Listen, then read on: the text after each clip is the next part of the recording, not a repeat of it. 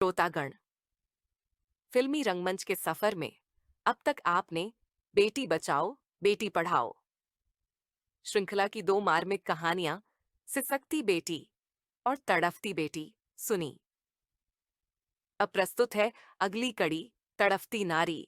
इस कथा में जमुना देवी को दुष्ट और आतताई पुलिस इंस्पेक्टर रंजीत कोठारी तथा उसके पिता जगन्नाथ कोठारी की क्रूरता का सामना करना पड़ता है। न्याय की गुहार लेकर जब वह जनप्रतिनिधि के पास जाती है तो उसे मदद के बदले अपने दामन पर एक ऐसा दाग सहना पड़ता है जिसे मिटाना असंभव हो जाता है। लेकिन जमुना देवी हार नहीं मानती। वह अपने अस्तित्व और सम्मान की लड़ाई लड़ते हुए उन तमाम नारियों की आवाज बन जाती है जो हर दिन जीती हैं, हर दिन मरती हैं और फिर भी समाज से एक ही सवाल पूछती हैं, क्या सिर्फ इसलिए कि हम नारी हैं? उधर फैक्ट्री के कर्मचारी और मजदूर वर्ग, जो पहले रामदेव और श्याम बिहारी को चुनाव लड़ने के लिए प्रेरित किया करते थे, वे मास्टर दीनदयाल के पास पहुंचे। उन्होंने समझाते हुए कहा, मास्टर जी, आपके साथ बड़ा धोखा हुआ है। जिस जगन्नाथ कोठारी को आप राजनीति के दांव पेंच सिखाकर अपना शिष्य मानते रहे, उसी ने अपने बेटे रंजीत को साथ मिलाकर यह साजिश रची। आपके बेटे की हत्या करवाई और झूठा केस जमुना देवी पर डाल दिया। इतना ही नहीं, राजनीति में आने का बदला भी आपसे ले लिया। यह सुनकर दीनदयाल व्यथित हो उठे। उन्होंने भारी मन से कहा, हे राम, ये बाप बेटे इतने नीचे गिर सकते हैं कि असहायों पर अत्याचार करने के साथ साथ अपने ही गुरु को नहीं बख्शा। उस दिन के बाद से मास्टर दीनदयाल ने घर की चौखट छोड़ दी। वे गलियों और चौराहों पर घूमते हुए अपने गीतों में अत्याचारियों की करतूतें बखान करने लगे। जब भी किसी अदालत में किसी असहाय का मुकदमा पेश होता, दीनदयाल वहां पहुंचकर न्यायालय के फैसले को स्वयं सुनने जरूर जाते। उधर मंत्री का बेटा बाजीराव देशमुख जमुना देवी को अपने पास बुलाता है। जैसे ही वह उसके सामने आती है, बाजीराव अपने मन ही मन प्रसन्न होकर उसके बारे में ख्वाब देखने लगता है।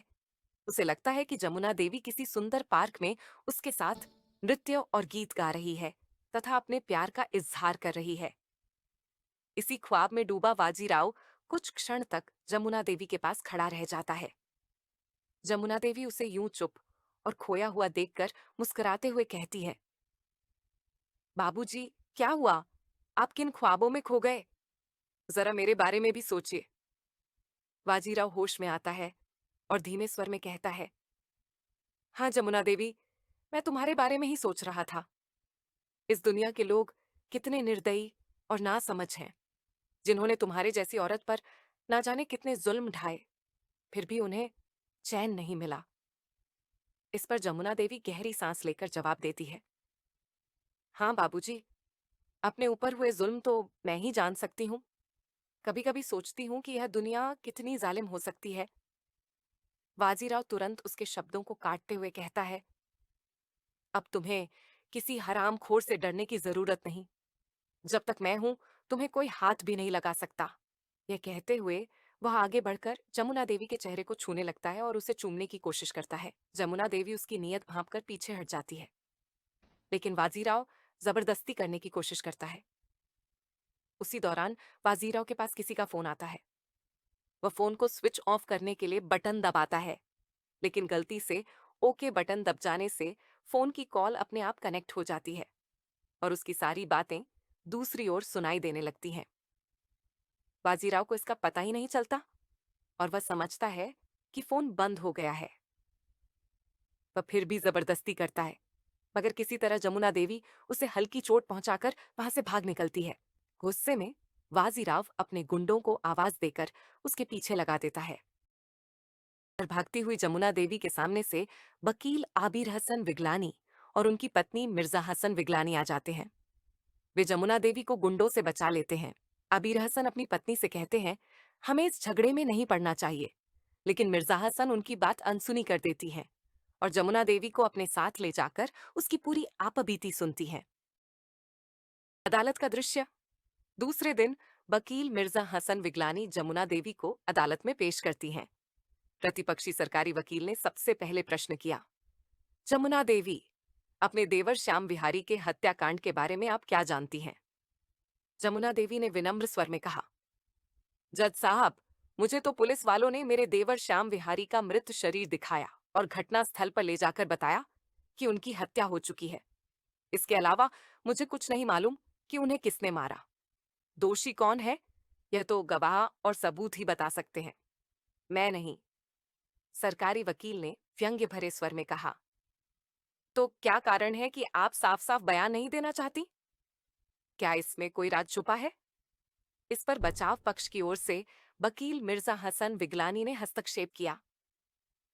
जज साहब, ये एक सीधी सादी औरत है, अदालत के झमेलों को यह क्या समझेगी? तभी अचानक बाजीराव देशमुख खड़े होकर बोला, जज साहब, ये औरत बहुत चालाक और घटिया किस्म की है, यह विश्वास के लायक भी नहीं। मैंने भी इस पर विश्वास कर इसे अपनी जमानत पर छुड़ाया था, लेकिन जब इसके कारनामों की जानकारी मिली तो मैंने इसे फटकार दिया। इस पर बचाव पक्ष के वकील ने तुरंत प्रतिवाद किया, जज साहब, मेरे मुवक्किल को इन्होंने फटकारा नहीं, बल्कि उससे दुष्कर्म करने की कोशिश की थी। जब यह मंशा पूरी नहीं हुई तो इसने अपने गुंडों से जमुना देवी का पीछा करवाया। सौभाग्य से हम समय पर पहुंचे और जमुना देवी की रक्षा की, वरना उससे गंभीर खतरा हो सकता था। बाजीराव ने प्रतिवाद किया, नहीं जज साहब, यह सब झूठ है। तब मिर्जा हसन विगलानी ने अदालत में घोषणा की, जज साहब, अब आप स्वयं सुनिश्चित कर लीजिए कि किन किन लोगों को यह स्त्री दोषी प्रतीत होती है। एक एक करके खड़े हों और अपने आरोप प्रस्तुत करें। फिर मैं हर आरोप का उत्तर जमुना देवी से दिलवाऊंगी। सबसे पहले जगन्नाथ कोठारी खड़े होकर बोला, जज साहब, अपने देवर श्याम विहारी की हत्या की असली जिम्मेदार यही है। योजनाबद्ध तरीके से इसी ने उसकी हत्या करवाई। यह दुराचारिणी है। फिर पुलिस इंस्पेक्टर रंजीत कोठारी गवाही देने खड़े हुए, जज साहब, मैंने इसे मास्टर दीनदयाल के बेटे की हत्या के मामले में भी अरेस्ट किया था। उसी के घर की अलमारी से मृत शरीर बरामद हुआ था। इससे पहले जब गांव वालों ने इसे बेइज्जत करके निकाला, तब भी गांव वालों ने ही इसे पकड़कर पुलिस चौकी सौंपा था। वकील मिर्जा हसन विगलानी ने शांत स्वर में कहा, जज साहब, देखा जाए तो मेरे मुवक्किल पर लगभग 3-4 गंभीर आरोप लगाए गए हैं। जज ने कार्यवाही समाप्त करते हुए कहा, आज की सुनवाई यहीं समाप्त की जाती है।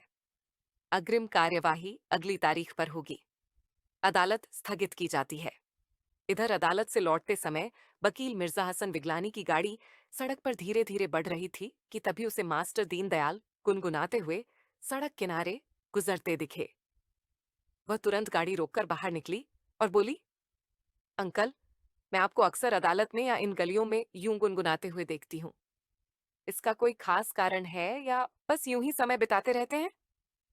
दीनदयाल ने मुस्कुराते हुए गहरी सांस ली और बोले, बेटी, कुछ बातें ना पूछी जाएं तो ही बेहतर होता है। मिर्जा हसन ने जिद में कहा, ऐसी कौन सी बात है जो मिर्जा हसन नहीं सुन सकती? आप जरूर बताइए। दीनदयाल ने सिर झुकाकर उत्तर दिया, बेटी, यह कहानी तुम्हें सुनना भारी लगेगा। वह आश्चर्यचकित होकर बोली, तब तो मैं यह कहानी जरूर सुनना चाहूंगी अंकल। कुछ पल रुककर दीनदयाल ने पूछा, क्या तुम जगन्नाथ कोठारी को जानती हो? हाँ, थोड़ा बहुत जानती हूँ, मिर्जा हसन ने उत्तर दिया। दीनदयाल की आंखों में पीड़ा उतर आई, बेटी, वह जगन्नाथ कोठारी इतना नीच और स्वार्थी है कि उसकी कोई हद नहीं।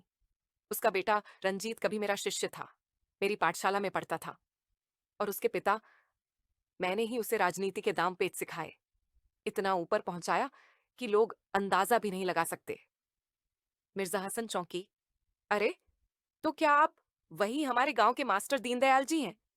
हाँ बेटी, मैं वही दीनदयाल मास्टर हूं। मिर्जा हसन भावुक होकर बोली, गुरुजी, क्षमा कीजिए, मैं आपको पहचान ही ना सकी।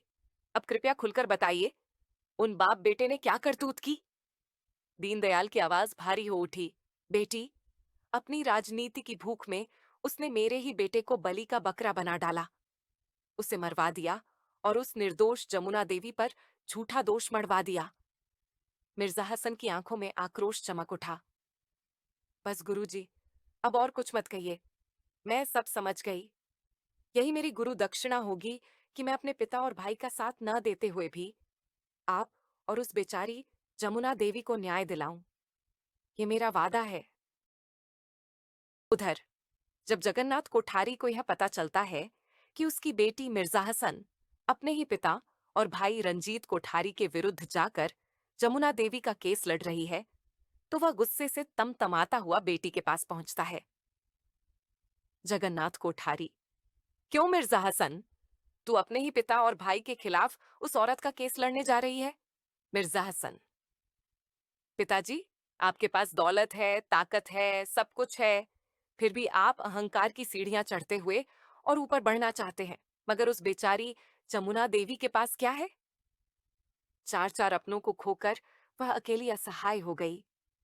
सहारा देने के बजाय आपने उस पर जुल्म किए, उसे गांव से निकाल दिया और उसके माथे पर वेश्यावृत्ति का झूठा कलंक मढ़ दिया। जगन्नाथ कोठारी, बेटी, तू सच्चाई से आंख मूंद रही है। वह कोई अबला नहीं, दुराचारिणी है। उसी ने अपने देवर को फंसाकर अपने पति से ही उसकी हत्या करवाई। मिर्जा हसन कठोर स्वर में, बस कीजिए पिताजी, इससे आगे मैं एक शब्द भी नहीं सुनना चाहती। अच्छा होगा कि आप अभी इसी वक्त यहां से चले जाएं। जगन्नाथ कोठारी क्रोध में, वरना तू अपने बाप को धमका रही है?